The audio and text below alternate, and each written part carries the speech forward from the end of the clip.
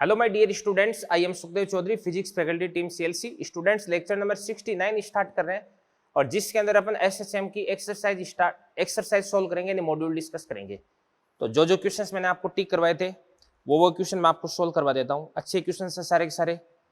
सबसे पहला क्वेश्चन अपन stage first का लेते हैं। तो चलो आ जाओ स्टेज फर्स्ट पे। स्टेज फर्स्ट के सारे क्वेश्चन आपने सोल्व कर दिए होंगे।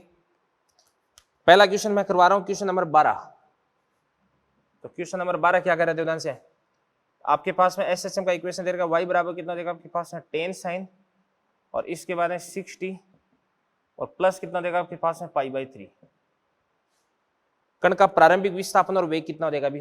अब प्रारंभिक का मतलब क्या होता है, t बराबर 0 पर। तो t बराबर 0 पर आपके पास y बराबर कितना देगा 10 साइन, और t 0 पुट कर देंगे तो ये कितना देगा आपके पास है π/3। अब एक बार तो π/3 कितना होता है 60, उधर साइन 60 कितना होता है √3/2। तो ये आपके पास में कितना देगा 5√3 हो जाएगा। कितना देगा 5√3। और v अगर आपको निकालना है तो ओमेगा √a² माइनस क्या देगा आपके पास y²। तो ओमेगा तो कितना देगा आपके पास में तो 6 हो जाएगा। √a², a कितना देगा आपके पास 10, 10 का स्क्वायर 100 माइनस y² कितना देगा आपके पास में 25 × 3 कितना देगा आपके पास में 75 हो जाएगा। 100 माइनस 75 कितना देगा 25, 25 का रूट कितना देगा 5, 6 × 5 कितना देगा आपके पास है 30 मीटर पर सेकेंड। ठीक है ना। तो बिल्कुल ऑप्शन मैच कर जाएगा। इसके बाद क्वेश्चन नंबर अपन देखते हैं 13वां क्वेश्चन क्या करे। एक पिंड सरल आवर्त गति में x बराबर कितना देगा आपके पास है 6 cos 3πt प्लस कितना देगा π/3 सेंटीमीटर के अनुसार दोलन कर रहा है। तो t बराबर 2 सेकंड पर विस्थापन वेग और त्वरण का मान कितना देगा। चलो जी, तो x बराबर कितना देगा आपके पास में 6 cos, इसके बाद है 3πt प्लस कितना देगा आपके पास है π/3, और t बराबर कितना ले रखा है आपको 2 ले रखा है। तो t बराबर 2 पुट कर देंगे तो 3π × 2 कितना देगा आपके पास है 6π। ठीक है ना। अब अगर ट्रिग्नोमेट्री का आपको थोड़ा बहुत नॉलेज है तो आप बोलोगे कि सर ये 6π इसको तो छोड़ दो आप, 0, 2π, 4π, 6π इनका कोई मतलब नहीं होता, क्योंकि 2π का मतलब होता है एक चक्कर काट करके वापस वहीं पे आ गए, 4π का मतलब होता है 2 चक्कर काट के, 6π का मतलब होता है 3 चक्कर काट करके आप वापस वहीं पे आ गए हो। तो इसका तो कोई मतलब नहीं है, इसको तो छोड़ दो आप। cos π/3 कितना होता है बताओ 60, और cos 60 कितना होता है बताओ 1/2, तो 6/2 कितना देगा आपके पास है 3 हो जाएगा। तो x तो कितना देगा आपके पास है 3। इसके बाद में v बराबर ओमेगा √a² माइनस क्या देगा आपके पास x²। ओमेगा तो कितना देगा आपके पास है 6π √a², a कितना देगा 6, 6 का स्क्वायर कितना देगा 36, माइनस 3 का स्क्वायर कितना देगा आपके पास है 9, और 36 में से अगर अपन 9 को माइनस कर देंगे तो कितना देगा आपके पास बताओ 27 आ जाएगा। ठीक है ना। तो 27 को अपन क्या लिख सकते हैं बताओ 9 × 3, तो 9 तो 12 जाएगा, 3 बन जाएगा, तो 3√3 बन जाएगा। ठीक है ना। तो 6 × 3 कितना देगा आपके पास 18 पाई, ये आपके पास √3, ये आपके पास में v आ गया। ठीक है ना।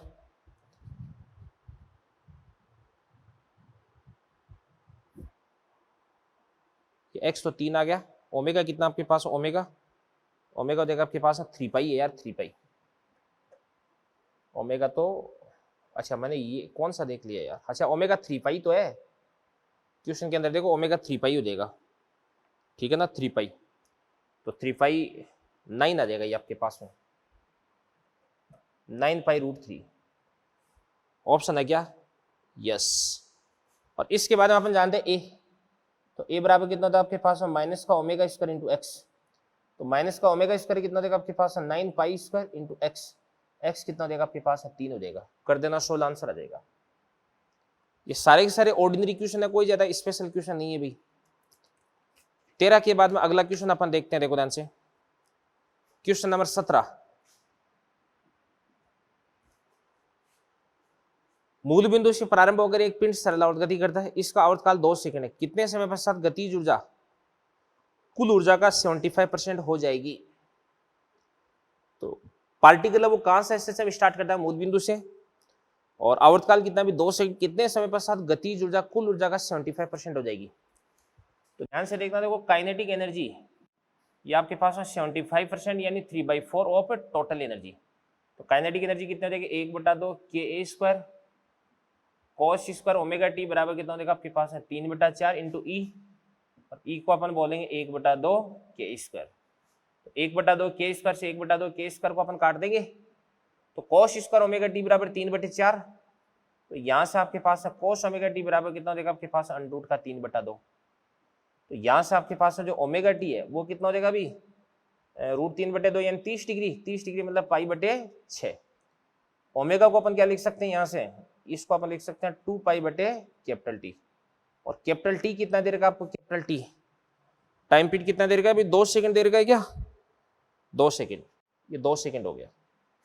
तो 2 से गया 2, पाई से गया पाई, तो यहां से आपके पास है टी बराबर कितना हो जाएगा 1/6। 17वां क्वेश्चन था ये। 21वां क्वेश्चन क्या कह रहा है सुनना ध्यान से देखो। सन्नादी 2 लीटर की कुल ऊर्जा का औसत स्थितिज ऊर्जा के सापेक्ष अनुपात कितना हो जाएगा। अब ये चीज मेरे को अच्छे से पढ़ानी है भाई, ठीक है ना। तो सुनना देवदान से, क्वेश्चन नंबर 21 है, देखिएगा। इसके अंदर मैं आपको एक चीज पढ़ा देता हूं, हेडिंग मतलब इसको टॉपिक मान सकते हैं आप। कुछ बातें हैं जो मैं आपको क्वेश्चंस के माध्यम से समझाने वाला हूं, और भी 1-2 बातें आएगी, ठीक है ना। तो अपन लिखते हैं काइनेटिक एनर्जी तथा पोटेंशियल एनर्जी का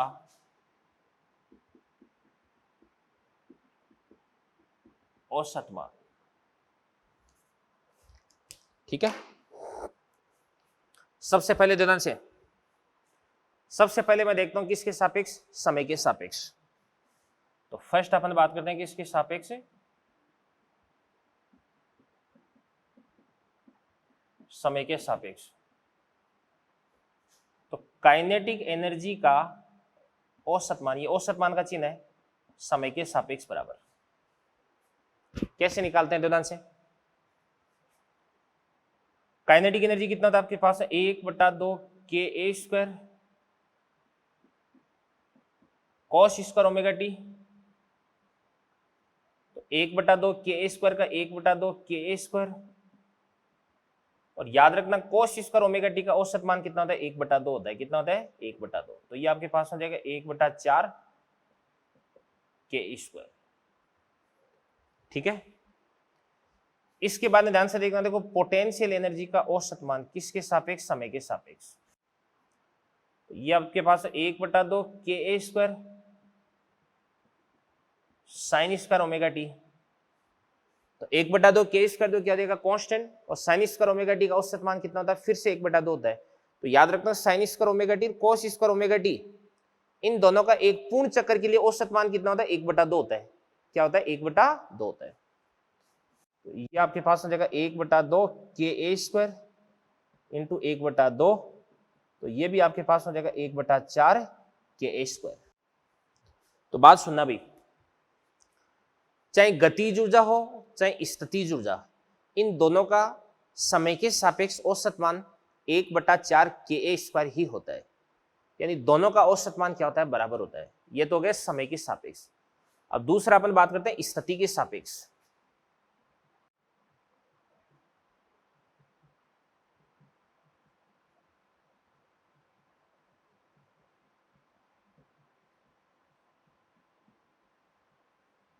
स्थिति के सापेक्ष, तो स्थिति के सापेक्ष सबसे पहले अपन किसका निकालते हैं,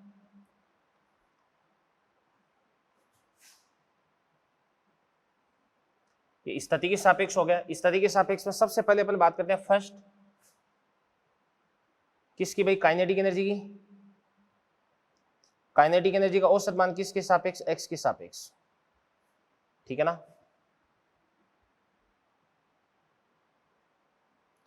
काइनेटिक एनर्जी का औसत मान एक्स के सापेक्ष यानी स्थिति के सापेक्ष। तो इसके लिए अपन क्या करते हैं, जो काइनेटिक एनर्जी है उस काइनेटिक एनर्जी का 0 से लेके ए तक यानी माध्य स्थिति से चरम स्थिति तक इंटीग्रेशन करते हैं, ठीक है ना। तो काइनेटिक एनर्जी कितनी होती है आपके पास, 1/2 के 1/2 के ए स्क्वायर माइनस क्या देगा आपके पास एक्स स्क्वायर एक्स के सापेक्ष अपन इंटीग्रेशन कर दिया 0 से लेकर के a तक, अपॉन क्या हो जाएगा आपके पास a माइनस 0, तो बराबर क्या हो जाएगा, बराबर देखो 1/2 के यानी के बाई 2a, ये तो बाहर आ गया। अब सुनना ध्यान से, देखना, देखो ये आपके पास ए स्क्वायर है, इस ए स्क्वायर को तो ए स्क्वायर लिख दो, dx का क्या हो जाएगा आपके पास x, तो x की वैल्यू अपन पुट कर देंगे 0 से लेके a यानी a माइनस 0 पुट कर देंगे, तो ए स्क्वायर इंटू ए क्या बन जाएगा आपके पास, ए क्यूब बन जाएगा, क्या बन जाएगा, ए क्यूब, तो इसको अपन बोलेंगे ए क्यूब माइनस एक्स स्क्वायर का कितना होता है, तो x की पावर 3/3, तो ये आपके पास में लिमिट्स पुट कर दोगे तो a की पावर 3/3 बन जाएगा, तो ये आपके पास हो जाएगा a की पावर 3 इसको अपन बोलेंगे 3। सोल्व करते हैं, तो a की पावर 3 माइनस a की पावर 3/3, तो बराबर कितना देगा आपके पास, एक में से 1/3 को माइनस कर देंगे 2/3 आ जाएगा, तो 2 से 2 कट जाएगा, नीचे 3 आ जाएगा, तो इसको अपन बोलेंगे 1/3 इंटू के ए स्क्वायर, ये आंसर आ जाएगा अभी। तो याद रखना, गतिज ऊर्जा का स्थिति के सापेक्ष औसत मान कितना होता है, 1/3 के ए स्क्वायर होता है, कितना होता है, 1/3 के स्क्वायर। रिजल्ट आप डायरेक्टली याद रख सकते हो। और इसके बाद में अपन बात करते हैं किसका, पोटेंशियल एनर्जी का, किसके सापेक्ष, एक्स के सापेक्ष। तो सबसे पहले पोटेंशियल एनर्जी क्या होती है आपके पास, 1/2 के एक्स स्क्वायर, इसका एक्स के सापेक्ष 0 से लेकर के a तक इंटीग्रेशन करते हैं, और अपॉन में क्या देगा आपके पास, a माइनस 0 आ जाएगा, बराबर ये आपके पास है कितना देगा, k/2a, तो k/2a आ गया। अब एक्स स्क्वायर का इंटीग्रेशन क्या होता है, x की पावर 3/3, 0 से लेके a तक इसकी वैल्यू पुट कर देंगे तो a की पावर 3/3 आ जाएगा, तो ये आपके पास हो जाएगा a की पावर 3/3। तो पोटेंशियल एनर्जी का स्थिति के सापेक्ष औसत मान कितना देगा आपके पास, 1/6 के ए स्क्वायर हो जाएगा। अभी ये बात होगी, तो सुनना ध्यान से, देखना, देखो समय के सापेक्ष अगर अपन औसत मान की बात करते हैं तो गतिज ऊर्जा और स्थितिज ऊर्जा इन दोनों का औसत मान क्या होता है, बराबर होता है, और वो कितना होता है, 1/4 के स्क्वायर होता है, ठीक है ना। बट स्थिति के सापेक्ष बात करते हैं तो गतिज ऊर्जा का औसत मान कितना होता है, 1/3 के स्क्वायर, और स्थितिज ऊर्जा का औसत मान कितना होता है, 1/6 के स्क्वायर होता है। अब क्वेश्चन क्या कह रहा है आपका देवदान से 21वां, कि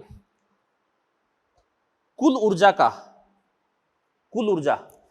तो कुल ऊर्जा कितनी हो जाएगी आपके पास, 1/2 के स्क्वायर का स्थितिज ऊर्जा, स्थिति के सापेक्ष ये रहा, तो कितना देगा आपके पास, स्थितिज ऊर्जा 1/6 के स्क्वायर। सोल्व कर देंगे तो अपन 3:1 आ जाएगा अपने पास में, तो सेकंड ऑप्शन सही चला जाएगा इसका, ठीक है भाई। तो ये कुछ क्वेश्चंस हो गए, तो इनको करो नोट, फिर अपन आगे बढ़ते हैं। देखिएगा,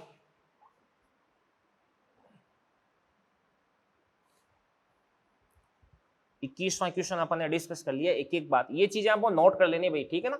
ये जो औसत मान वाला मैंने करवाया ना, ये आपको नोट कर लेना, इनके रिजल्ट है वो तो आपको ध्यान में रखनी है भाई, कम से कम, ठीक है।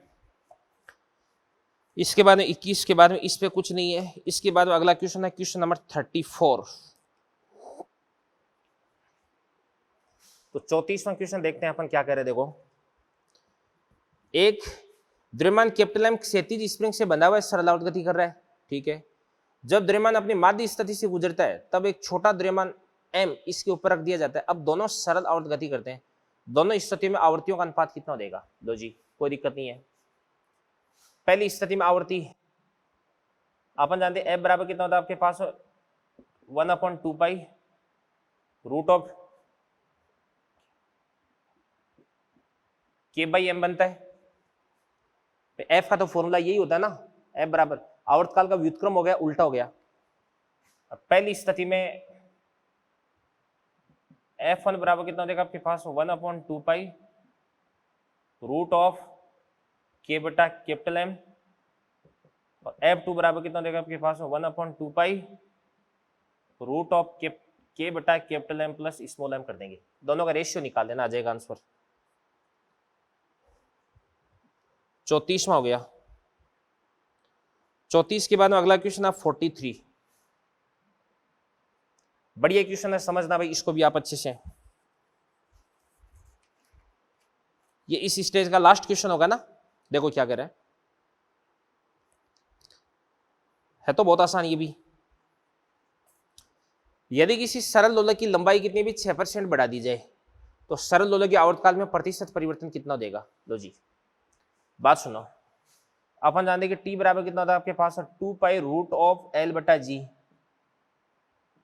तो यहां से आपके पास है टी डायरेक्टली प्रोपोर्शनल एल की पावर 1/2।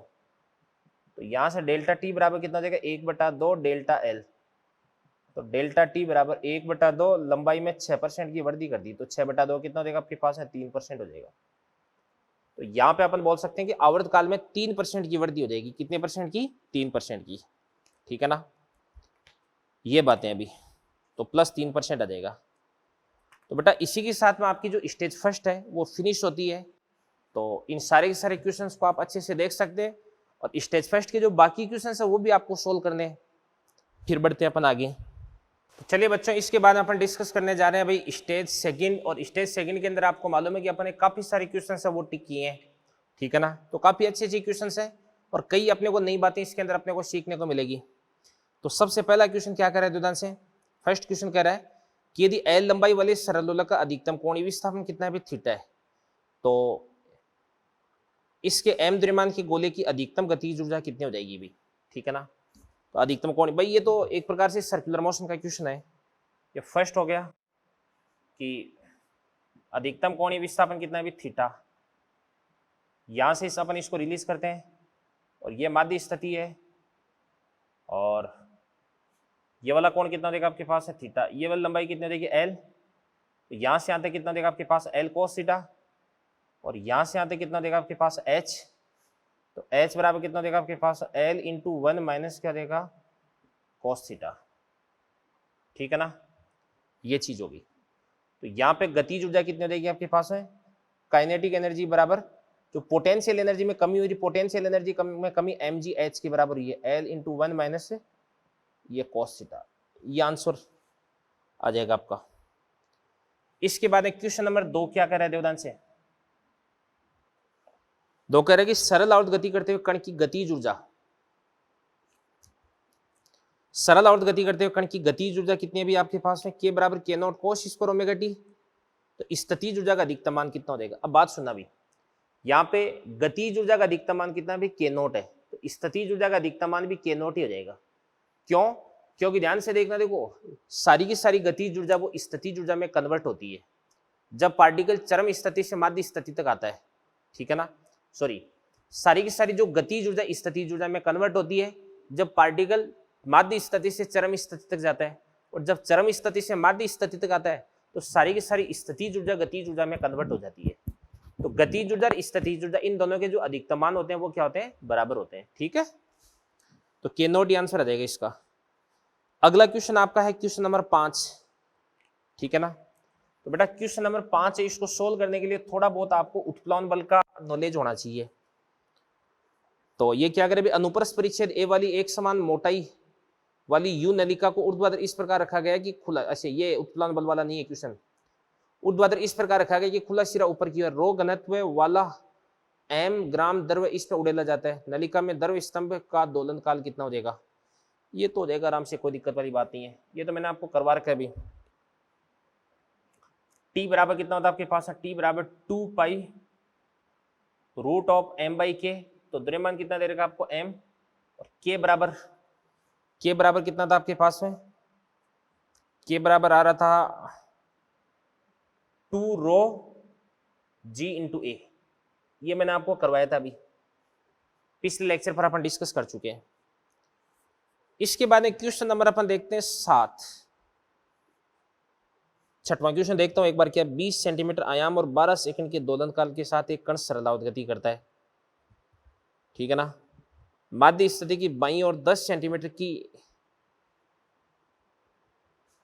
दूरी पर स्थित दो बिंदुओं के बीच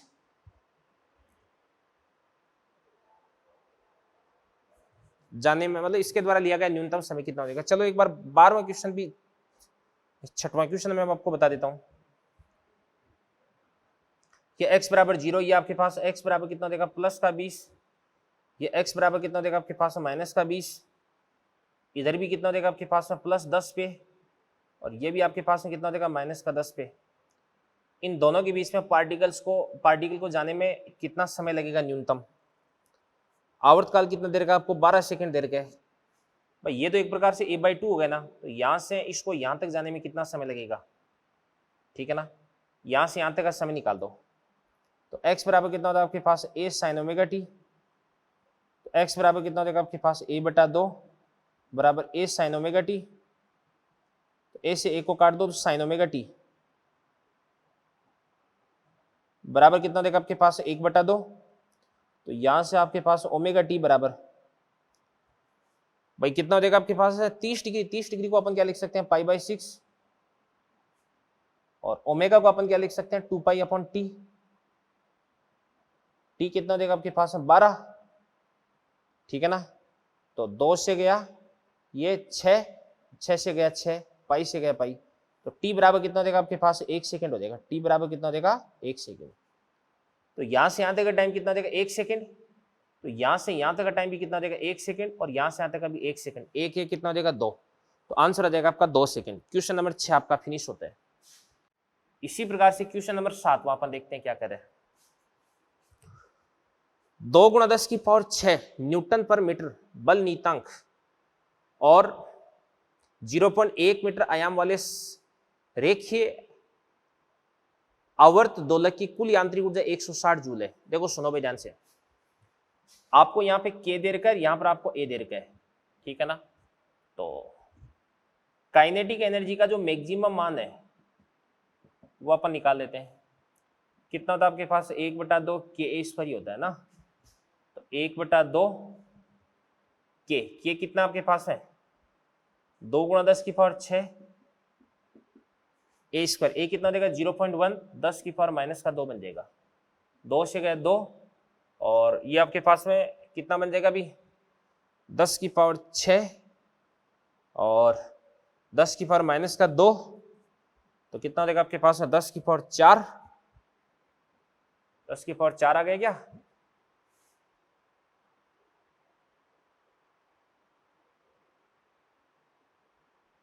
दस की पावर 4 आ गया, तो 10⁴ कितना होता है आपके पास 10,000 जूल। यह तो काइनेटिक एनर्जी का मैक्सिमम मान हो जाएगा। अब सुनना क्वेश्चन ध्यान से सुनना, इसकी कुल यांत्रिक ऊर्जा कितनी देर की 160 जूल दे रखी है अभी, ठीक है।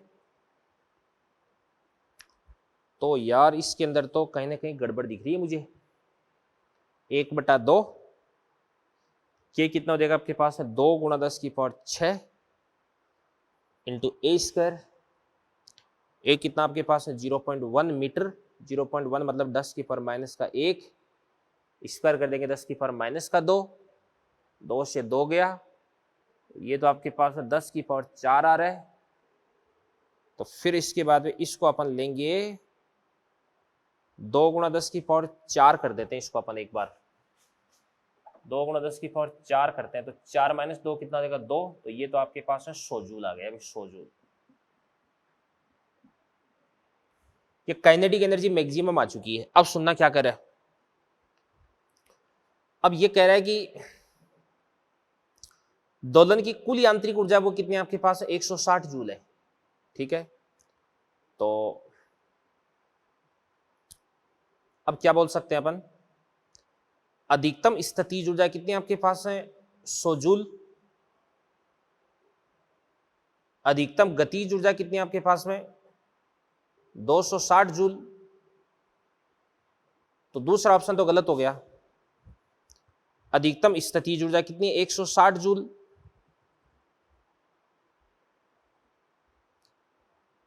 यह हो सकता है। कुल यांत्रिक ऊर्जा आपको 160 जूल दे रखी है। अब बात सुनना भी, देखो गतिज ऊर्जा तो केवल और केवल गति के कारण होती है, तो अधिकतम गतिज ऊर्जा 1/2 K² के बराबर होगी, बट स्थितिज ऊर्जा है वो स्थिति के कारण भी हो सकता है। मान के चलिए आपका गोलक वो धरातल से कुछ ऊंचाई पर है, तो इसके पास में mgh एनर्जी भी आ जाएगी, उस एनर्जी को भी अपन काउंट कर लेंगे, तो पोटेंशियल एनर्जी तो उसकी वजह से भी हो सकती है। तो अपन ये मान लेते हैं कि जैसे मतलब ये कोई पेंडुलम है, यहां से इस प्रकार से आंदोलन कर रहा है,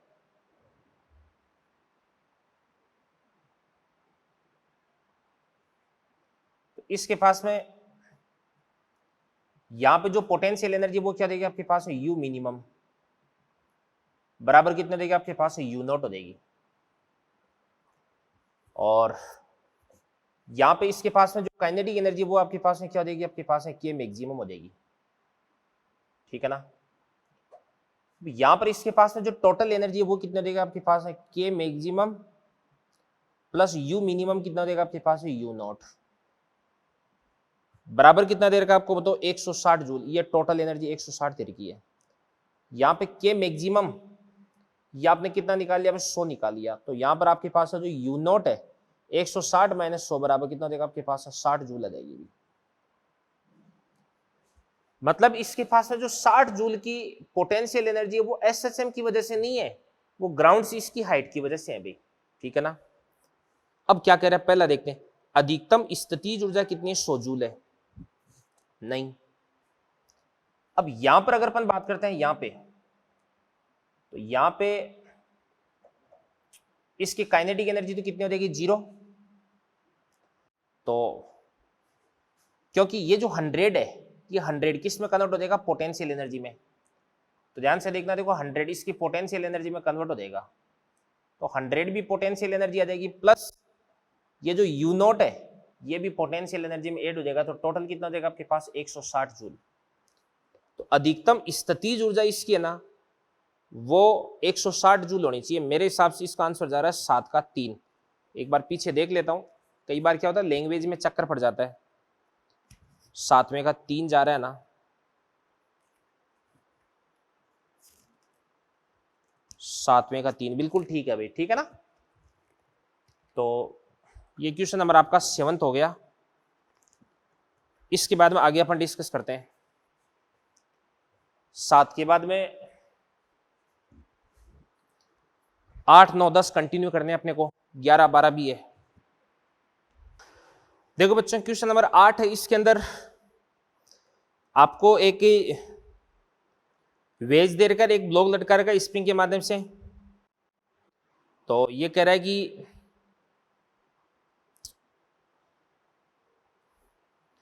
ब्लॉक को x दूरी तक खींचकर छोड़ा जाता है तो ब्लॉक दोलन करना प्रारंभ करता है। x का वह मान जिसके लिए किसी क्षण जब ब्लॉक की चाल 0 है स्प्रिंग अविस्तारित रहे।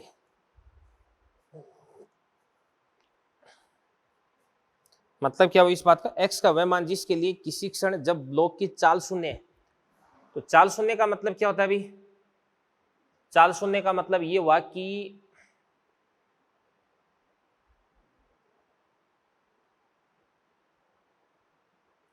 ब्लॉक को x दूरी तक खींचकर छोड़ दिया जाता है। x का वह मान जिसके लिए किसी क्षण जब ब्लॉक की चाल 0 है तो स्प्रिंग अविस्तारित रहे। तो स्प्रिंग में अभी विस्तार तो है,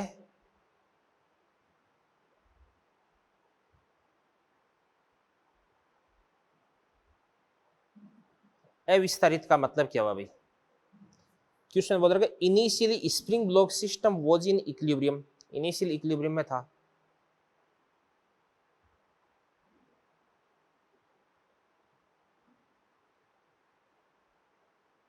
अच्छा ओके,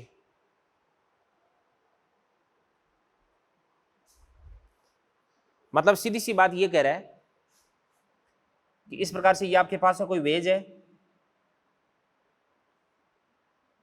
ये वाला एंगल थीटा दे रखा है, इसका कोई मतलब नहीं है।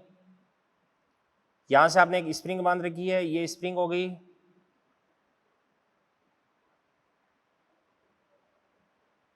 ये ब्लॉक हो गया, इसका द्रव्यमान कितना देगा आपके पास m। अब ये इक्विलिब्रियम में है, इक्विलिब्रियम का मतलब ये हुआ कि इस पे नीचे की तरफ तो कितना लग रहा है mg लग रहा है, और इस पे ऊपर की तरफ कितना लग रहा है आपके पास है kx नॉट लग रहा है। तो kx नॉट बराबर कितना देगा आपके पास mg, तो x नॉट बराबर कितना देगा आपके पास mg बटा k, ठीक है ना। अब सुनना ध्यान से देखना, देखो यानी ये क्या हो जाएगी, इसकी माध्य स्थिति हो जाएगी। क्या हो जाएगी इसकी माध्य स्थिति। अपन बोलेंगे इसकी ये मीन पोजीशन है, माध्य स्थिति है। अब इस ब्लॉक को आपने नीचे की तरफ विस्तार प्रसारित करके छोड़ दिया, कितना x नॉट, तो ये तो क्या देगी चरम स्थिति। तो ये यहां से इस चरम स्थिति तक जाएगा, वापस माध्य स्थिति तक आएगा, और फिर ऊपर वाली जो माध्य स्थिति है ना, ऊपर वाली माध्य स्थिति तक भी जाएगा। ये ऊपर भी कितना देगा x नॉट जाएगा, सॉरी ऊपर वाली चरम स्थिति पर जाएगा। जब ये ऊपर वाली चरम स्थिति पर होगा तो इस स्थिति में स्प्रिंग अपनी प्राकृतिक लंबाई की स्थिति में आ जाएगी। तो यही कह रहा है अभी x नॉट की वैल्यू यहां पर आपको फाइंड आउट करनी है। तो ये आपके पास हो जाएगा mg/k। Third option is correct. इसके बाद में अगला क्वेश्चन अपन देखते हैं। ये था आपका क्वेश्चन नंबर 8। 8 के बाद अगला क्वेश्चन है एक अवमंदित दोलन। 9वां क्वेश्चन है अभी। एक अवमंदित दोलित्र का आयाम 1 मिनट में घटकर आधा हो जाता है। 3 मिनट के पश्चात आयाम मूल मान का 1/इट्टा गुना हो जाता है। इट्टा का मान कितना होगा, सुनना ध्यान से देखना। देखो मैंने आपको बताया था कि अवमंदित दोलन के अंदर SHM करता हुआ जो पिंड है, इसका आयाम और इसकी जो ऊर्जा वो चरघातांकी रूप से घटती है। चरघातांकी रूप से घटने का मतलब समान समय में समान भिन्नात्मक या प्रतिशत कमी होना। अगर 1 मिनट बाद में आधा हो जाता है तो अगले 1 मिनट बाद में उसका आधा हो जाएगा, फिर अगले 1 मिनट बाद में उसका आधा हो जाएगा, उसका आधा हो जाएगा, ऐसे चलता जाएगा अभी। तो 1 मिनट बाद में कितना हो जाएगा आपके पास आधा, फिर अगले 1 मिनट बाद में इसका भी बटा 2, फिर अगले 1 मिनट बाद यानी 3 मिनट होगा ना, इसका भी कितना हो जाएगा 1/2। ठीक है ना। इसको आपको बोला जा रहा है 1/इट्टा। यहां पर आपके पास इट्टा का मान कितना देगा बताओ, 2 की पावर 3 हो जाएगा ना। लो जी क्वेश्चन नंबर 10 देखते हैं अपन, सुनना ध्यान से क्या कह रहे हैं। यह कह रहा है कि एक सरलावर्त गति के प्रभाव में एक कण का आवर्तकाल कितना है, 3 सेकंड, यानी T1 3 सेकंड दे रखा है, T2 4 सेकंड दे रखा है, और दोनों एक ही दिशा में अगर जुड़ जाती है तो आवर्तकाल कितना हो जाएगा। तो ये तो अपन कर सकते हैं, ठीक है ना। तो ऐसे तो निकालते हैं ना। K बराबर कितना होता है आपके पास है, समांतर क्रम में K1 + K2, और K बराबर कितना होता है आपके पास बताओ, T बराबर 2π√m/K। तो ये आपके पास हो जाएगा 1/T², 1/T1² प्लस क्या हो जाएगा आपके पास 1/T2²। तो 1/9, 1/16, ठीक है ना। करना इसको सोल्व, आ जाना चाहिए आंसर। करवा रखा आपको मैंने ये। 10 के बाद में अगला क्वेश्चन अपन सोल्व करते हैं। अभी क्वेश्चन नंबर 11 क्या करे। चित्र ए में जब द्रव्यमान दुगुना किया जाता है तब स्प्रिंग की लंबाई में वृद्धि h पाई जाती है। चित्र बी में दोनों की आवृत्ति क्या होगी जब चित्र ए बी में सभी स्प्रिंगें समान है। जैसा कि आप देख सकते हैं कि चित्र ए के अंदर कितनी स्प्रिंग आपके पास है, 2। तो मान के चलेगा एक स्प्रिंग का स्प्रिंग कांस्टेंट कितना है K, तो K दोनों सीरीज में तो K/2 हो जाएगा। पैरेलल में होता तो 2K हो जाता, तो कितना हो जाएगा K/2। तो द्रव्यमान में m की वृद्धि कर दी तो नीचे की तरफ अतिरिक्त कितना बल लगेगा mg बराबर K कितना हो जाएगा आपके पास है K/2। वृद्धि कितनी हो जाती है h की, तो mg बराबर kx कर दिया मैंने, ठीक है ना। तो एक तो ये इक्वेशन बन गया। अगले में ध्यान से देखना, देखो अगले में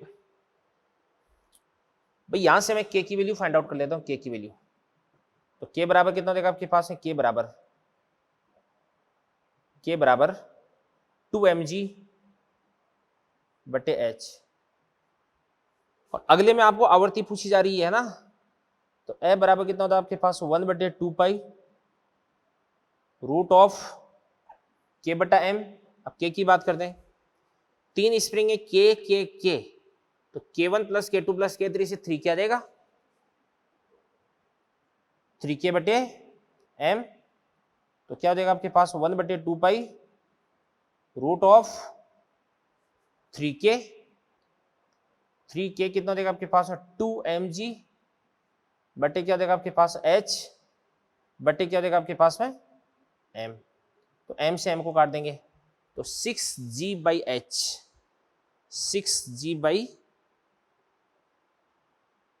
5m है, 5m m/k 5m आ जाएगा ये 5m। तो 6g/5m नहीं 5h, h तो m तो कटेगा ना, 6g/5h आ जाएगा। ठीक है, इसी प्रकार से क्वेश्चन नंबर 12, इसका वैसे तो डेरिवेशन होता है, इसका डायरेक्ट मैं आपको बता देता हूं देवदान से। यहां पे देखो स्प्रिंग एज ऑर्डर की है,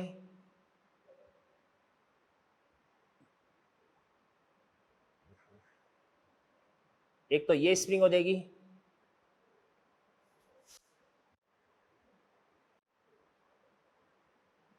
एक ये स्प्रिंग हो जाएगी, एक आपके पास में ये स्प्रिंग हो जाएगी। मान लो कि इस स्प्रिंग का जो स्प्रिंग कांस्टेंट है ना वो K1 है,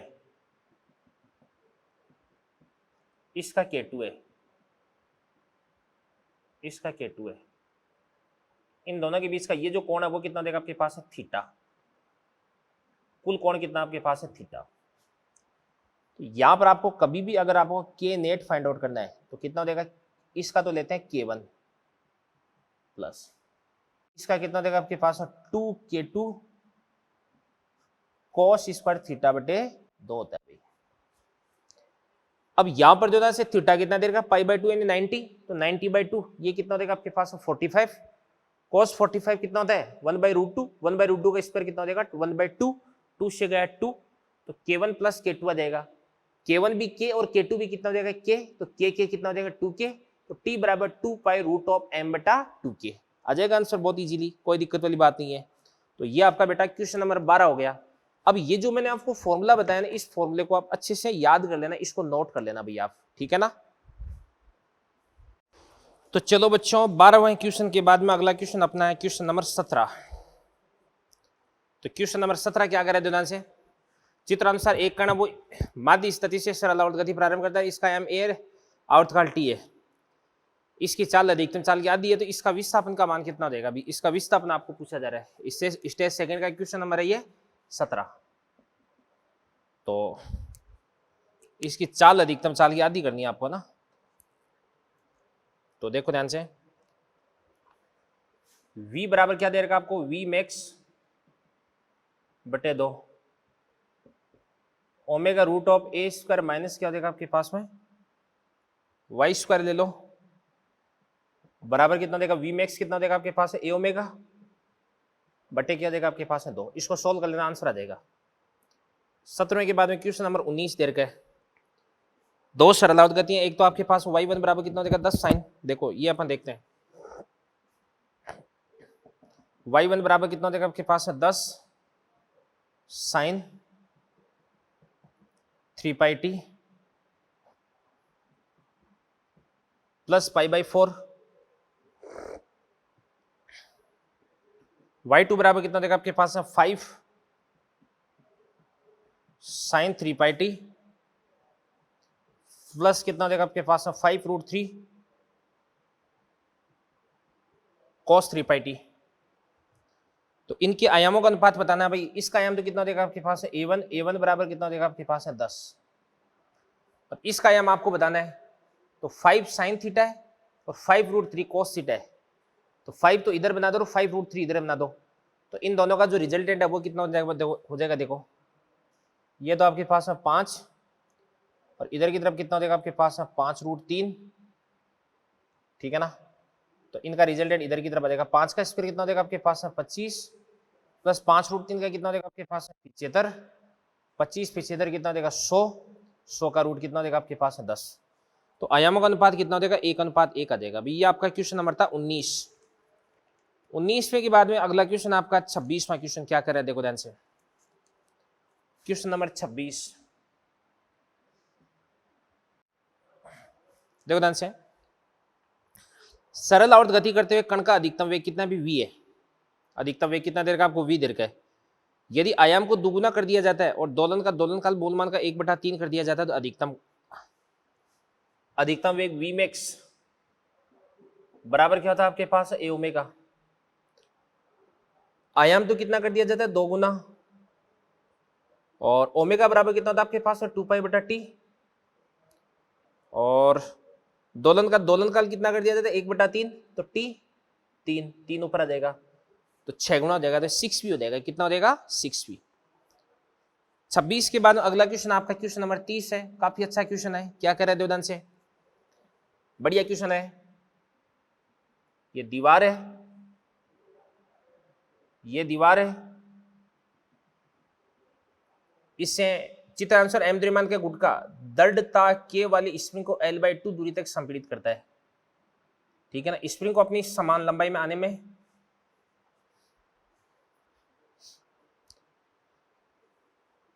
के स्प्रिंग नियतांक वाली स्प्रिंग को L/2 तक तो संपीड़ित करता है। गुटका स्प्रिंग से जुड़ा वाली स्प्रिंग को अपनी समान लंबाई तक आने में कितना समय लगेगा?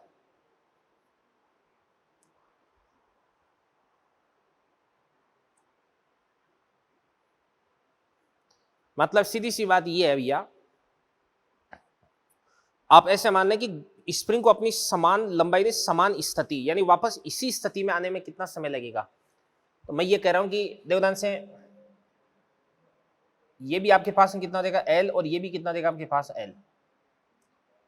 ये L लंबाई की स्प्रिंग है, इसको आपने ना यहां से के को L/2 तक आपने इसको कंप्रेस कर दिया है और इससे आपने इस प्रकार से एम द्रव्यमान का कोई ब्लॉक जोड़ रखा है। ठीक है ना, तो ये वाली डिस्टेंस भी कितनी देगी आपके पास L/2 और ये भी कितना देगी आपके पास L/2 देगी। ठीक है ना, अब सुनना ध्यान से देखना, देखो मेरे को क्या करना है, इसके एक आवर्तकाल का समय ज्ञात करना है और यहाँ पे जो स्प्रिंग है वो ब्लॉक से जुड़ी भी नहीं है, केवल टच कर रही है इसको, इस प्रकार से यूं टच कर रही है, अलग हो सकती है वापस। अब यहां से जैसे अपन क्या करते हैं अभी इसको रिलीज करते हैं तो ये स्प्रिंग और ब्लॉक दोनों एक साथ यहां से यहां तक आते हैं। फिर जैसे यहां पर पहुंचते हैं तो यहां पर पहुंचते ही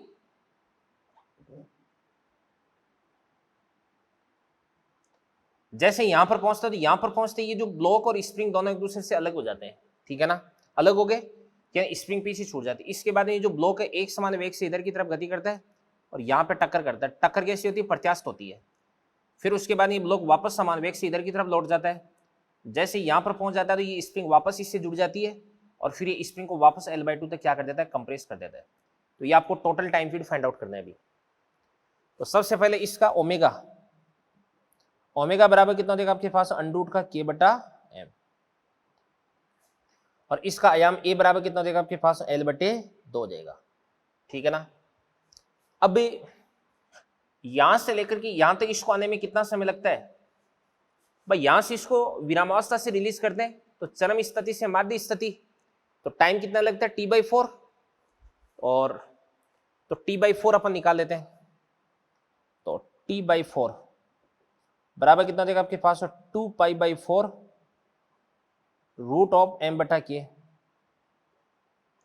तो कितना देगा आपके पास, π/2 √m/K। और यहां पर जैसे ये पहुंचता है तो इसका वेग कितना हो जाता है, इसका वेग हो जाता है आपके पास v। तो v बराबर क्या हो जाता है आपके पास, a ओमेगा। तो a तो कितना देगा आपके पास, L/2 और ओमेगा कितना देगा आपके पास, √K/m। अब सुनना ध्यान से देखना, देखो अब मैं टाइम निकालता हूं। यहां से यहां तक का टाइम कितना हो जाएगा, T/4।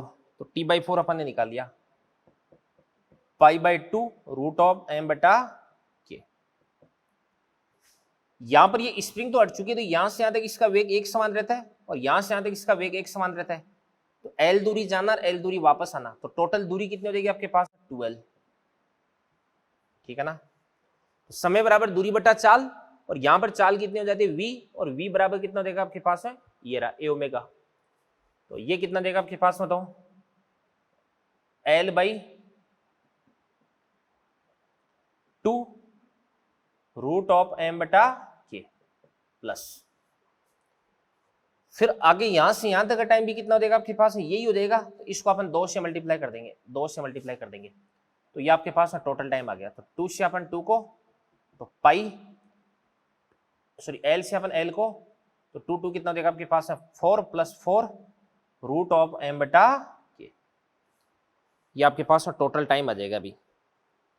तो ये हो गया आपका क्वेश्चन नंबर 30 फिनिश हो गया है। तो यहां तक आप नोट करें, फिर अपन आगे बढ़ते हैं। तो बच्चों क्वेश्चन नंबर 30 के बाद अगला क्वेश्चन अपन देखते हैं 31वां क्वेश्चन। दो सरल लोलक एक साथ घूमना चालू करते हैं। पहला सरल लोलक 9 दोलन पूरा करता है, जब तक दूसरा लोलक 7 दोलन पूरा करता है। उन सरल लोलकों की लंबाइयों का अनुपात कितना हो जाएगा? बात सुनना भी, मतलब ये हुआ क्वेश्चन नंबर 31 में पहला कितने 9, तो एक का कितना हो जाएगा T1, तो 9 का कितना हो जाएगा 9 T1। दूसरा 7, तो एक का कितना हो जाएगा T2, तो दूसरे का टोटल टाइम कितना हो जाएगा 72। तो 9 T बराबर कितना होता है आपके पास में 2 पाई रूट ऑफ L1 बटे जी, ये आपके पास है 7 2 पाई रूट ऑफ L2 बटे जी। तो यहां पे अपन क्या कर सकते हैं, 2 पाई से अपन 2 पाई को कैंसिल आउट कर सकते हैं, जी से अपन जी को कैंसिल आउट कर सकते हैं। इसके बाद में 9 का कितना हो जाएगा आपके पास 81, L1 बराबर 49 L2, तो 49 बटे 81 आ जाएगा ना L1 बटे L2। 31वें क्वेश्चन के बाद अगला क्वेश्चन अपन देखते हैं 33वां क्वेश्चन। बात सुनना भी, यह कह रहा है कि दो कण P तथा Q एक सरल रेखा पर समान आयाम A और आवर्ती, कोई भी आवर्ती दे रखी है, भाई यहाँ पे ये मिस प्रिंट हो रखा है थोड़ा हिंदी में, से सरल आउट गति करते हैं। दोनों कणों के बीच की अधिकतम दूरी कितनी भी √2a, तो दोनों के बीच का प्रारंभिक कलांतर है। बात सुनना भी, अधिकतम दूरी कब होती है? दोनों के बीच की दूरी अधिकतम कब होती है? जब दोनों का वेग समान होता है, जब दोनों की वेलोसिटी क्या होती है भी सेम होती है, ठीक है ना। तो एक तो यहां पर है, एक यहां पर है। पहले का वेग इस प्रकार से इधर की तरफ है, दूसरे का वेग इधर की तरफ है। इसका वेग भी v, इसका वेग भी कितना देगा आपके पास v, तो ये भी कितना देगा आपके पास है भाई √2a ना, तो आधा कितना देगा आपके पास a/√2 इधर, और ये भी कितना देगा आपके पास a/√2 इधर। अगर सर्कुलर मोशन से इसकी कंपैरिजन करते हैं अपन, तो इसका सर्कल बना देता हूं, ये मैंने सर्कल बना दिया। तो यहां पे ध्यान से देखना, देखो ये वाला पार्टिकल है, ये पॉजिटिव पे है, ये पॉजिटिव एक्सट्रीम की तरफ मूव कर रहा है, तो ये वाली स्थिति होगी। तो ये भी कितना देगा आपके पास a/√2। और इसके बाद ध्यान से देखना, देखो ये वाला नेगेटिव में और ये मीन की तरफ मूव कर रहा है, तो ये भी कितना देगा आपके पास में a/√2। तो ये वाला एंगल भी कितना देगा 45, ये भी 45, तो दोनों के बीच में कलांतर कितना हो जाएगा 90, और 90 मतलब π/2। अगला क्वेश्चन आपका 34वां क्वेश्चन क्या करे, देखो m द्रव्यमान वाले गोले से बना L लंबाई वाला सरल लोलक A आयाम से दोलन कर रहा है, तो डोरी में अधिकतम तनाव कितना देगा? तो बात सुना भी, यहां पे जब माध्य स्थिति से गुजरता है तो ऊपर की तरफ तनाव कितना देगा T, नीचे की तरफ कितना देगा आपके पास mg, और नीचे की तरफ भी कितना देगा आपके पास mv²/L। तो T बराबर कितना देगा आपके पास mg + m/L v²। माध्य स्थिति पर आपको पता है कि v बराबर कितना होता है a × ओमेगा, तो a का तो a हो जाएगा, ओमेगा इसका ओमेगा बराबर कितना होता है बताओ, √g/L होता है, g/L। तो अपन बोल सकते हैं a² × g/L। तो mg को कॉमन ले लो, 1 + mg तो कॉमन आ गया, ये m और ये g कॉमन आ गया, तो ये आपके पास है a/L का होल स्क्वायर, ये तनाव आ जाएगा भाई। इसी प्रकार से क्वेश्चन नंबर 36 क्या करे, अभी थीटा से छोड़ा जाता है माध्य स्थिति में चाल, ये अपन मैं आपको बता चुका हूं, ठीक है ना। और 38वां क्वेश्चन क्या करे, अभी दो कण समान आयाम और आवर्ती वाली SHM गतियां एक ही सरल रेखा में कर रहे हैं, विपरीत दिशा में गति करते हैं। जब ये एक दूसरे को पार करते हैं तो प्रत्येक बार उनका विस्थापन उनके आयाम का आधा होता है, ये भी आपको करवा चुका हूं मैं। दोनों के बीच में कलांतर कितना हो जाएगा 2π/3 हो जाएगा। बता रखा आपको मैंने। 38वां हो गया। 46वां क्वेश्चन क्या कर रहे थे ध्यान से। एक वस्तु F1 बल के प्रभाव में सरलावत गति करती है जिसका आवर्तकाल 4/5 सेकंड प्राप्त होता है और बल को परिवर्तित कर F2 कर दिया जाता है तो आवर्तकाल 3/5 सेकंड हो जाता है। यदि वस्तु पर समान दिशा में F1 F2 दोनों आरोपित कर दिए जाए तो वस्तु का आवर्तकाल सेकंड के पदों में क्या होगा। लो जी कर देंगे अपन आराम से। समांतर क्रम में अपन ने दोनों को संयोजित कर दिया अभी, ठीक है ना। बल कब जुड़ते हैं, समांतर क्रम संयोजन में। तो इस स्थिति में 1/t² बराबर 1/t1² प्लस 1/t2² हो जाएगा, ठीक है ना। करवा रखा आपको। 46वें में कोई दिक्कत नहीं है, यहां पे कोई दिक्कत नहीं है। अगला अपना क्वेश्चन नंबर 67 है। तो 67 को आप अच्छे से देखिएगा।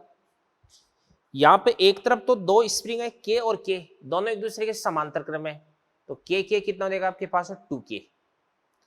दूसरी तरफ जो 2K जुड़ रखा है ना वो भी इसके समांतर क्रम में मानेंगे, मैंने आपको बता रखा है। तो 2K कितना हो जाएगा 4K हो जाएगा, ठीक है ना।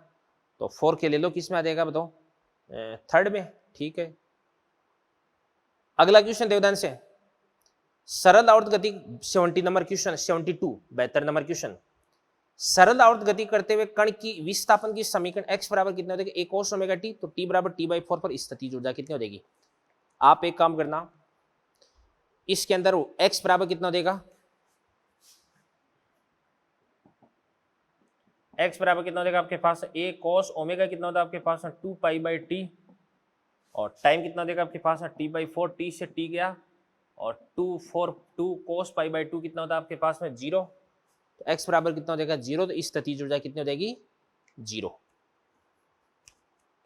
क्योंकि स्थितिज ऊर्जा कितनी होती है 1/2 kx² होती है। ये आपका क्वेश्चन नंबर 72। अगला आपका क्वेश्चन है भाई कौन सा 74, क्या करे देखो। सरलोलका पृथ्वी पर आवर्तकाल कितना है t1 है, पृथ्वी की सतह से 2r ऊंचाई पर ले जाने पर आवर्तकाल t2 हो जाता है। तो 74 t1 बराबर कितना देगा आपके पास 2π√L/g और t2 बराबर 2π√L/g। GH से निकाल लेंगे, G/1 + H कितना देगा आपके पास 2r/r का होल स्क्वायर। r से r गया, 1 + 2 कितना देगा 3, 3 का स्क्वायर कितना देगा 9, G/9 तो कितना देगा आपके पास बताओ, 3 बाहर आ जाएगा तो 3 × 2 कितना देगा आपके पास है 6π√L/g। तो t1 t2 का रेशियो फाइंड आउट कर दो। 75 क्वेश्चन क्या करे, 0.5 मीटर लंबाई के सरलोलक के गोलक को निम्नतम स्थिति पर चाल 3 मीटर पर सेकंड है, गोला ऊर्ध्वाधर से 60 डिग्री कोण पर है, तो इसकी चाल कितनी हो जाएगी, ठीक है ना।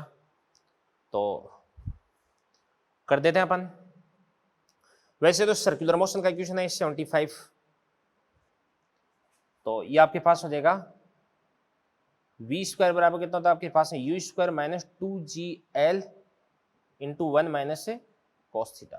कर देना इससे आराम से।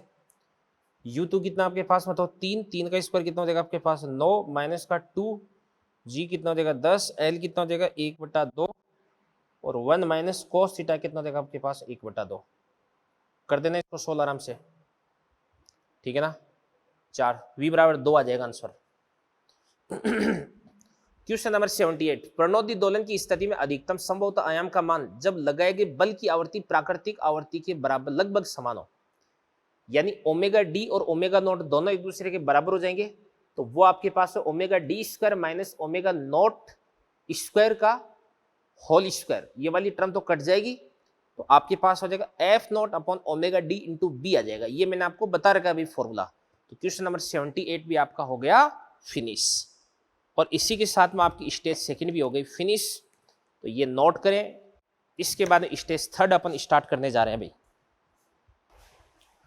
तो देखिए बच्चों, इसके बाद में अपन चलते हैं स्टेज थर्ड पे। तो क्या कह रहे हैं देखो, दो गुटके जिनमें प्रत्येक का द्रव्यमान m है, इन्हें स्प्रिंग नीतांक k की स्प्रिंग से जोड़ा गया है, दोनों को विपरीत दिशा में v वेग दिया जाता है, तो स्प्रिंग की लंबाई में अधिकतम वृद्धि कितनी हो जाएगी। ऊर्जा संरक्षण लगा दो। पहले की काइनेटिक एनर्जी कितनी हो जाएगी 1/2 mv², दूसरे की काइनेटिक एनर्जी भी कितनी हो जाएगी 1/2 mv²। दोनों की काइनेटिक एनर्जी को जोड़ दो बराबर।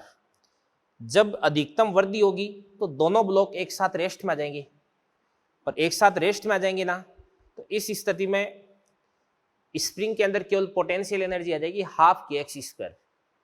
तो कर दो सोल्व, गतिज ऊर्जा को स्थितिज ऊर्जा के बराबर कर दो। दूसरा क्वेश्चन क्या कह रहा है अभी, एम द्रव्यमान के गोले वाला एक सरल लोलक अपनी माध्य स्थिति ओ के परित आवर्तकाल टी नॉट से दोलन करता है। एक विशिष्ट चक्र में ओ से गुजरते समय इस पर एक समान द्रव्यमान एम मिल जाता है, तो नए दोलन काल टी का टी नॉट से अनुपात कितना देगा। सरल लोलक है, सरल लोलक का पहले द्रव्यमान कितना था अभी एम, और बाद में एम और जोड़ दिया तो एम कितना हो जाएगा आपके पास है 2m हो जाएगा। कितना हो जाएगा 2m, ठीक है ना। बट अपन जानते हैं कि किसी भी सरल लोलक का जो आवर्तकाल है वो तो द्रव्यमान पे डिपेंड ही नहीं करता, तो m था चाहे 2m था, आवर्तकाल बराबर रहेगा तो अनुपात कितना हो जाएगा 1। अगला क्वेश्चन आपके पास है क्वेश्चन नंबर 7, क्या कह रहे हैं, एक सरल लोलक के कोणीय वेग और आयाम क्रम से ओमेगा तथा ए है, ओके। इसकी माध्य स्थिति से x विस्थापन पर इसकी गतिज ऊर्जा t और स्थितिज ऊर्जा u है, तो t और u का अनुपात ज्ञात करना है भाई, कोई दिक्कत नहीं है।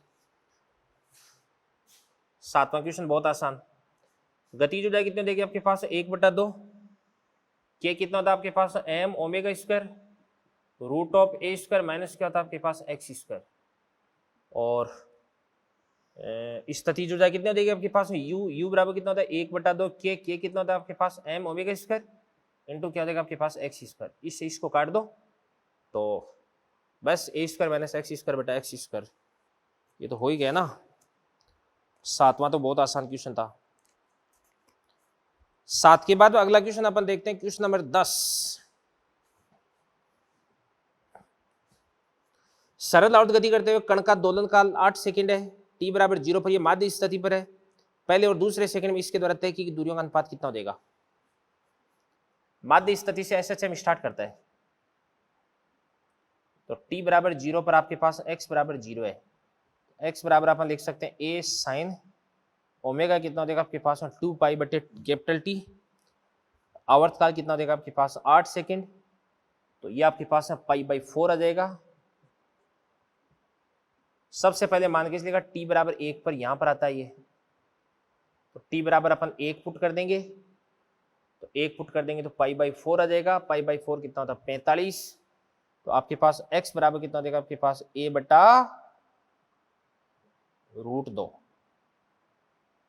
तो यहां से यहां तक डिस्टेंस कितना देगी आपके पास a बटा √2, और t बराबर 2 पर मान के इसलिएगा ये यहां पर आता है t बराबर 2 पर, तो अपन इसके अंदर t बराबर 2 फुट कर देंगे, 2 फुट कर देंगे तो कितना देगा आपके पास है 2 π/2 91, तो आपके पास x2 बराबर कितना देगा आपके पास a हो जाएगा।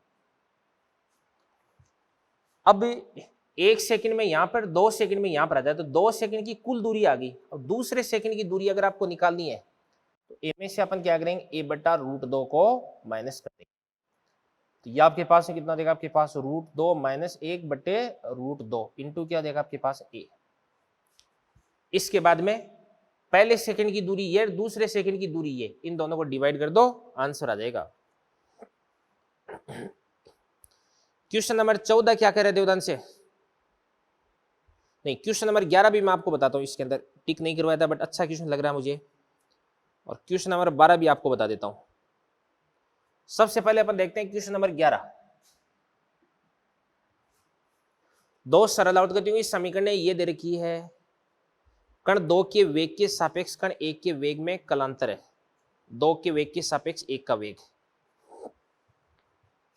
सबसे पहले अपन निकालते हैं v1 बराबर कितना देगा आपके पास में, तो 0.1। इसके बाद में साइन का क्या देगा आपके पास, कॉस अवकलन कर रहे हैं, और 100πt + 3, तो 100π आगे आ जाएगा, तो 0.1 इंटू कितना देगा आपके पास 100π,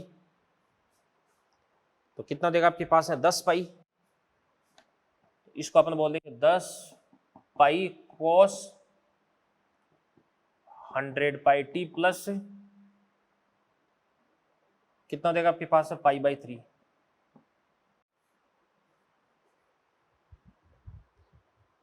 है ना। अगला क्या कह रहे हैं देवदान से,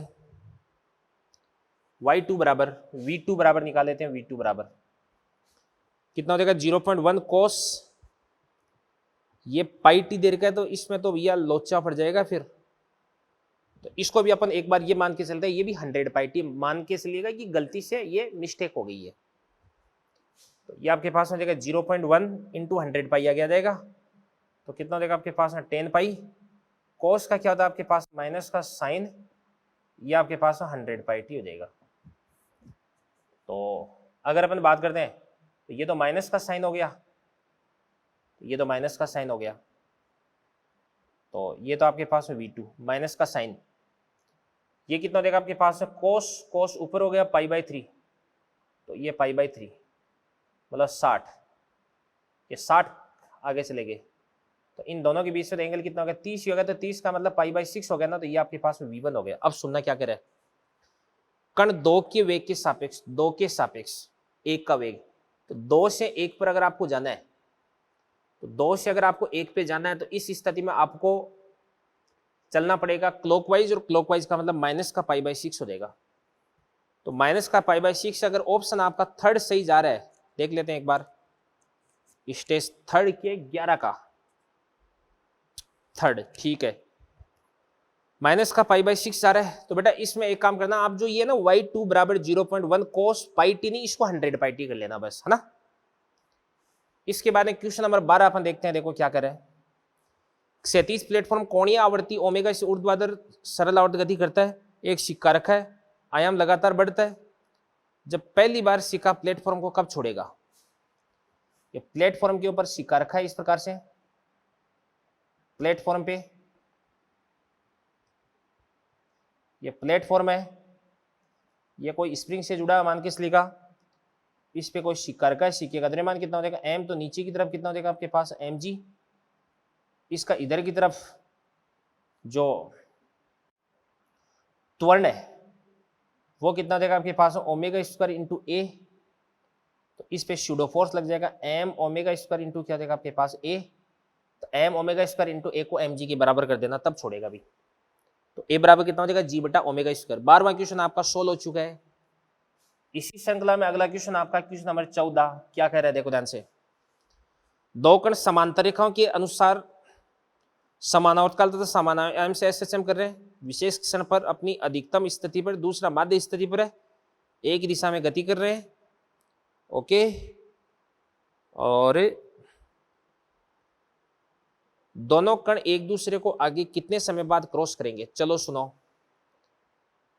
पहला कण है, दोनों किसी क्षण, विशेष क्षण एक कण अपनी अधिकतम स्थिति पर है, यानी पहला कण जो है ना ए, पहला कण तो कहां पर है अभी, अधिकतम स्थिति पर है, यानी यहां पर है, यहां पर। तो इसका क्या देगा आपके पास x बराबर a cos ओमेगा टी, और दूसरा कहां पर है, दूसरा है माध्य स्थिति पर, है ना।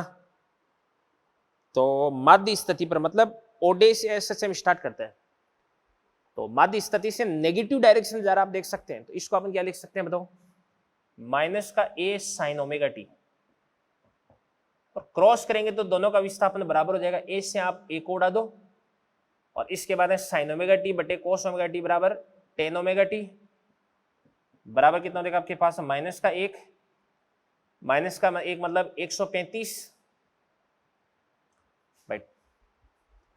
135 डिग्री पे टेन थीटा कितना होता है -1 होता है, तो 135 मतलब अपन क्या लिख सकते हैं इसको, 135 होता है 3π/4, 3π/4, ठीक है ना। ओमेगा टी बराबर 3π/4 हो गया, तो ओमेगा टी बराबर कितना हो जाएगा आपके पास 3π/4, ओमेगा कितना होता है आपके पास 2π/t इंटू टी बराबर कितना हो जाएगा आपके पास 3π/4। तो यहाँ पे अपन पाई से अपन पाई को उड़ा देंगे, तो यहां से आपके पास में ये 2/8 आ जाएगा, तो स्मॉल टी बराबर कितना हो जाएगा 3t/8, ये करेक्ट आंसर जा रहा है आपका। तो 14वां क्वेश्चन भी आपका हो गया है फिनिश। इसके बाद में आगे अपन क्वेश्चंस देखते हैं, देखो ध्यान से।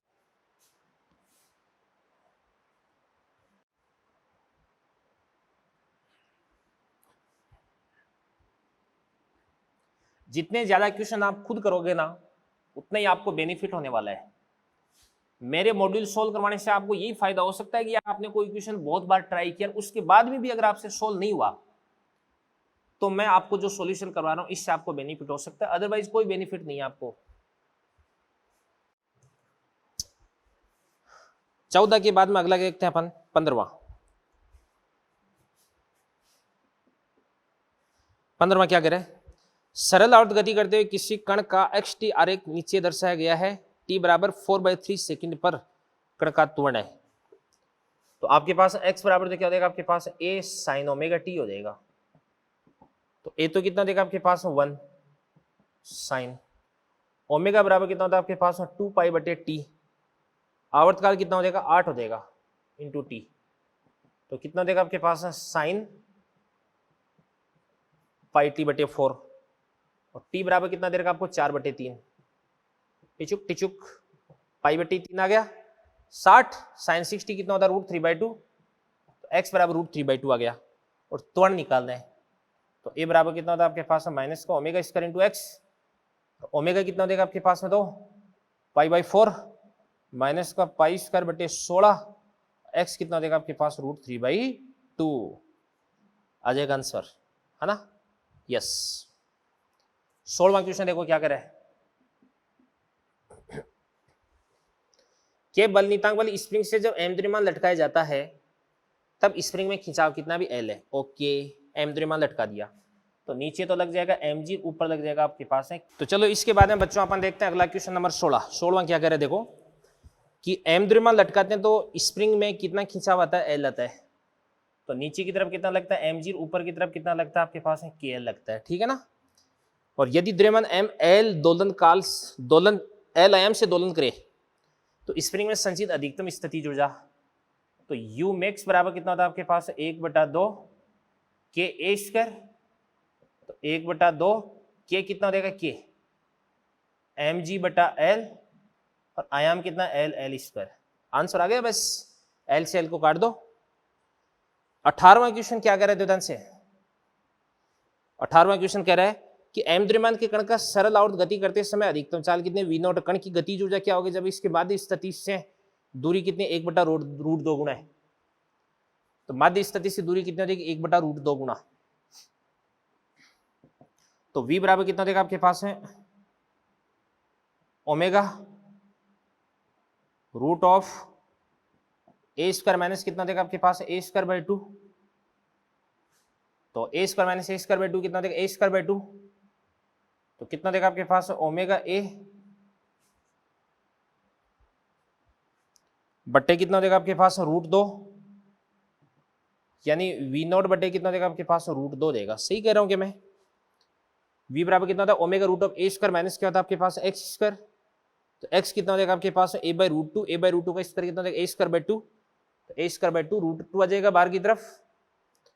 अब गतिज ऊर्जा कितने देगी आपके पास है k बराबर 1/2 m v स्क्वायर, तो v0 स्क्वायर बाई कितना देगा 2, तो m v0 स्क्वायर बाई 4 आ रहा है भाई, थर्ड ऑप्शन। इसी प्रकार से क्वेश्चन नंबर 20 क्या करे कि लंबाई 21% बढ़ा दी जाए, तो t डायरेक्टली प्रोपोर्शनल टू कितना होता है आपके पास √ का l, 21% बढ़ा दी तो 1.21 हो गया और 1.21 का रूट कितना होता है आपके पास 1.1 हो गया, तो आवर्तकाल में 10% की वृद्धि हो जाएगी। तो ये था आपका क्वेश्चन नंबर 20 और इसके बाद में कोई क्वेश्चन है नहीं। तो बच्चों इसी के साथ में आपका जो सिंपल हार्मोनिक मोशन यानी सरल आवर्त गति है वो आपका होता है फिनिश। तो देखो ध्यान से, सरल आवर्त गति के अंदर मैंने आपको हर एक चीज बहुत अच्छे से समझाई, हर एक टॉपिक मैंने आपको बहुत अच्छे से कवर करवाया और इसके बाद में हर स्टेज के कुछ अच्छे क्वेश्चंस है वो मैंने आपको बोर्ड पे यहाँ पे सोल्व भी करवाए हैं। बाकी सारे के सारे क्वेश्चंस आपको सोल्व करने ही है भाई, ठीक है ना। तो अगले लेक्चर पर जब अपन मिलेंगे तो अपन एक अच्छा शानदार टॉपिक स्टार्ट करेंगे इलास्टिसिटी, ठीक है ना।